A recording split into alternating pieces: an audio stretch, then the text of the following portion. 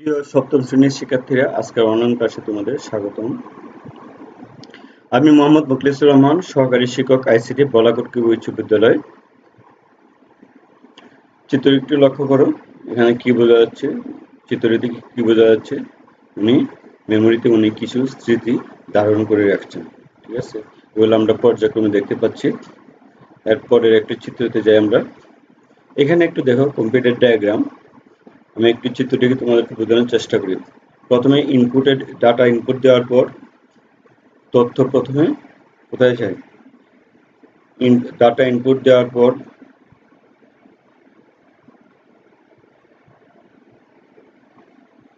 দেখো এটা একটু চিত্রটি খেয়াল করলে বুঝতে পারবো। ইনপুট ডাটা দেওয়ার পর সে র্যাম হয়ে মেমোরি হয়ে প্রসেসরে যাচ্ছে, তারপর আউটপুটে যাচ্ছে। একটু দেখো, ডাটা ইনপুট দেওয়ার পর ডাটা যখন ইনপুট দিতেছি আমরা, এই যে ইনপুট হচ্ছে, এখানে দেখো ইনপুট হচ্ছে মেমোরি হয়ে প্রসেসরে যাচ্ছে, প্রসেসর হয়ে আবার প্রসেসর থেকে আউটপুটে যাচ্ছে। এখানে কিন্তু মেমোরি একটা গুরুত্বপূর্ণ ভূমিকা পালন করতেছে। এখানে দুইটা মেমোরি আছে, একটা হচ্ছে primary memory, secondary memory. RAM ROM দেওয়া আছে, এখানে সম্পূর্ণ মেমোরিতে সে ধারণ করতেছে, মেমোরি হয়ে তারপর আউটপুটে প্রদর্শিত হচ্ছে। তাহলে চিত্র থেকে আমরা কি বুঝতে পারতেছি? আজকে আমাদের পার্ট কি হতে পারে? হ্যাঁ, ঠিক ধরা গেছে। আজকে পার্ট হতে পারে আমাদের মেমোরি ও স্টোরেজ ডিভাইস। শিক্ষণফল: এই পার্ট শেষে শিক্ষার্থীরা কি শিখতে পারবে?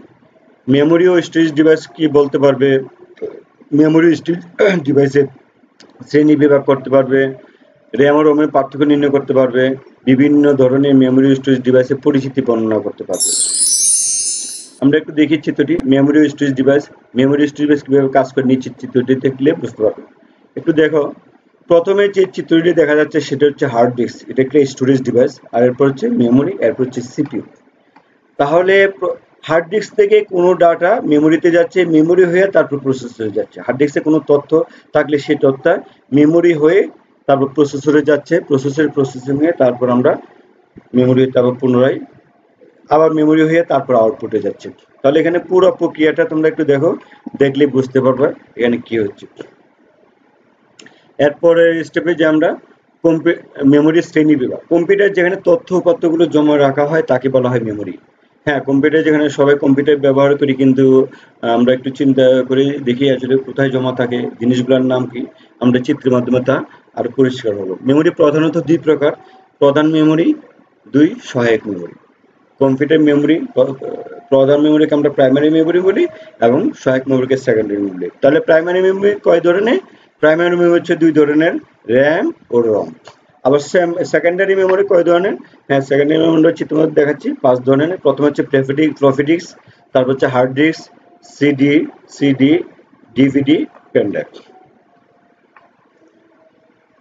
সিডি, ডিভিডি, র্যাম, রম কম্পিউটারের ভিতরে থাকে।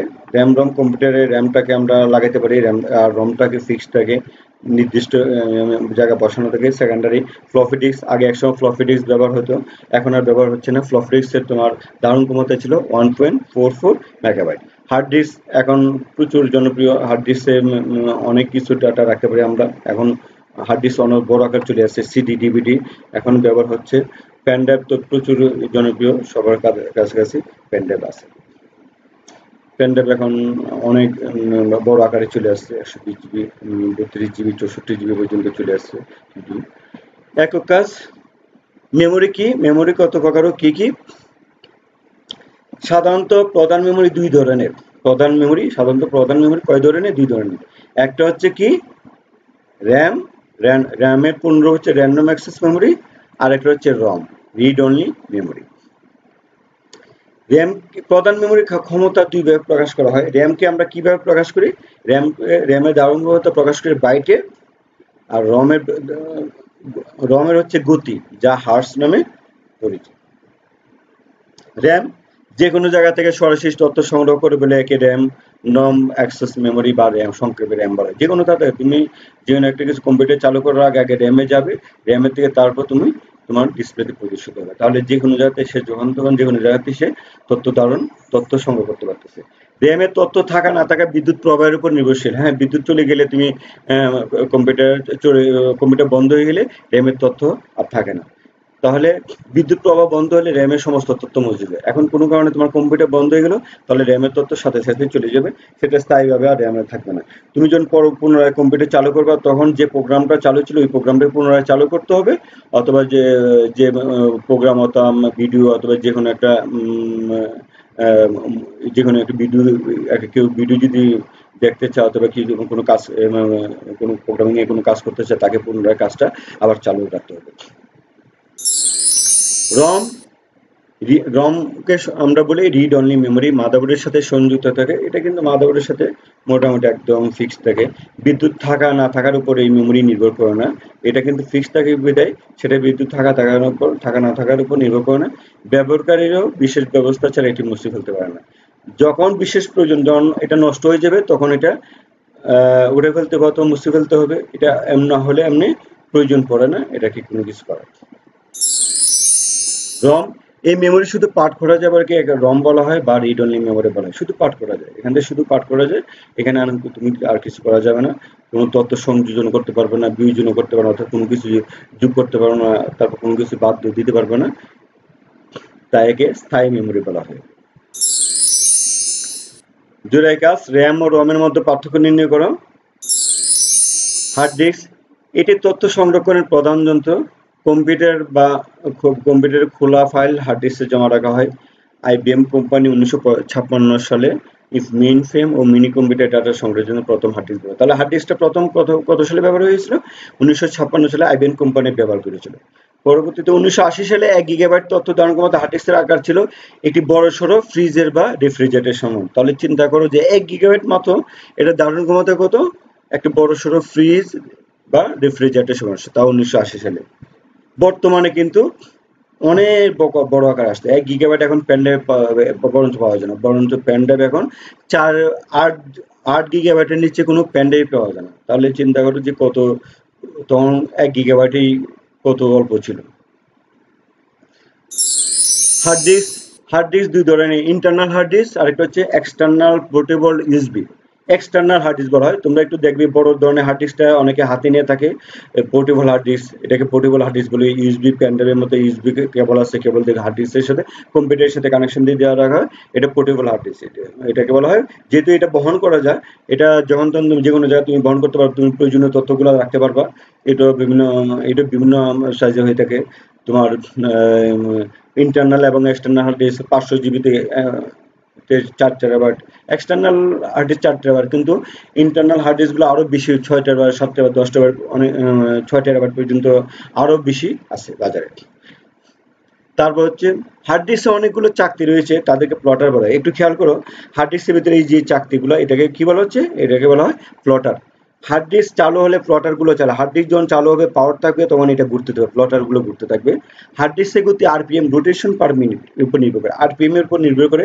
অর্থাৎ হার্ড ডিস্কের গতি যত ভালো হবে, হার্ড ডিস্কটা তত ভালো হয়। যেমন হার্ড ডিস্কের গতি RPM 5000 RPM আছে, কোনোটাতে আছে 7200 RPM, তাহলে অবশ্যই 7200 RPMটা ভালো, কারণ এটা সিলিন্ডারের গতিগুলো, ডাটা ট্রান্সফারের গতিগুলো ভালো, এবং ডাটার গতিগুলো ভালো থাকে, কপি পেস্ট করা বিভিন্ন ধরনের পারফরমেন্সটা।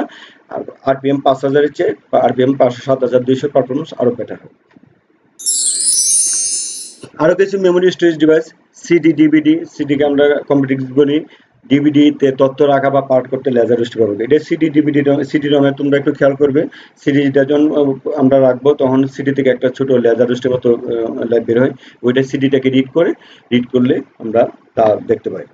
ফ্ল্যাশ ড্রাইভ, যে স্টোরেজ ডিভাইসটি সহজে বহন করে তাকে পেনড্রাইভ বলে, পেনড্রাইভ বা ফ্ল্যাশ ড্রাইভ বলে। এই পেনড্রাইভটা এখন সবার কাছে আছে, 32 GB, 64 GB, 120 GB পর্যন্ত আছে। এখন ছোটখাটো একটা বড়সড় একটা হার্ড ডিস্কের মতোই। এটাকে আমরা পেনড্রাইভ বা স্টোরেজ ডিভাইস বলি। এরপর হচ্ছে মেমোরি কার্ড, তথ্য সংরক্ষণের জন্য আর এক ধরনের মাইক্রোচিপ। এটা মেমোরি কার্ডটা কিন্তু অনেক ছোট, সেই জন্য তাকে মাইক্রোচিপ বলা হচ্ছে। একদম ছোট আমরা বলা নেন, একদম ছোট, এই জন্য এটাকে বলা হচ্ছে মাইক্রোচিপ। তাকে বলা হয় মেমোরি কার্ড বলে থাকে। দলীয় কাজ, কম্পিউটারের কোনো ফাইল ডকুমেন্ট অন্যত্র স্থানান্তরের জন্য কোন ধরনের ডিভাইস ব্যবহার করা হয় বিস্তারিতভাবে লিখো। মূল্যায়ন, ফ্ল্যাশ ড্রাইভ বা পেন ড্রাইভ কি, RPM এর পূর্ণরূপ কি, অস্থায়ী মেমোরি কাকে বলে? বাড়ির কাজ বিভিন্ন ধরনের মেমোরি ও স্টোরেজ ডিভাইসের প্রয়োজনীয়তা বিস্তারিতভাবে লেখো। ধন্যবাদ সবাইকে, সবাই ভালো থেকো।